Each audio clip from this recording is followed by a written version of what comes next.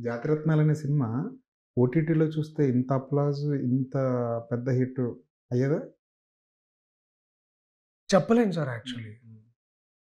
అంటే దాంట్లో ఓటీటీలో మిక్స్డ్ రియాక్షన్స్ వచ్చిన మాట వాస్తవం. హ్మ్. నేను అదేం తప్పు కాదంటలేను. హ్మ్. I remember this call after right before second wave థియేటర్స్‌లో రిలీజ్ అయింది సినిమా. సినిమాలో థియేటర్స్‌లో ఎట్లా ఆడిందో నేను హైదరాబాద్‌లో చూసినా, అమెరికాలో కూడా చూసినా నేను పోయి అంటే ప్రమోట్ చేయాల్సొచ్చింది కాబట్టి.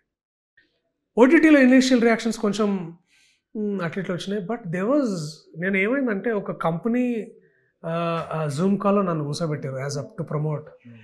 అక్కడ ఒక 10 మంది the way they spoke about the film sir మాకు ఇంట్లో అందరికి కోవిడ్ వచ్చింది సార్. మేమందరం కూర్చొని ఫ్యామిలీ మొత్తం కోవిడ్ వచ్చిందంట. అందరికీ వారం రోజుల గ్యాప్‌లో తెలిసిపోయింది మొత్తం. హ్మ్. చాలా అంటే ఎట్లుండేనంటే ఫ్యామిలీలో ఒక పాయింట్‌లో ఎవడికి ఏమైతదో చాలా భయపడ్డాం. సెకండ్ వేవ్ చాలా ఘోరంగా ఉండే సార్ మీకు తెలుసు. హ్మ్. సార్ కానీ ఆ చూస్తున్న 2 అవర్స్ ఎంత నవ్వుకున్నాం సార్ అని అన్నారు. ఇప్పుడు గూడా సార్ మా పిల్లలు ఇంకా అన్నం తినేటప్పుడు అది పెట్టమంటారు సార్ అంటే I feel so happy. And more than anything I think ఆహ్, ఆడియన్స్ అనేది ఒక మిక్స్ బ్యాగ్ సార్. ఆళ్ళెవరో మనకు తెలవదు. ఆడియన్స్ అనేది ఎవరో మనకు తెలీదు. ఓహ్! వీళ్ళు ఇట్లుంటారని శాంపుల్ చేయడానికి కూడా మాకు తెలీదు. అభూత కల్పన అది. So, it is constantly we are understanding their needs. అవును.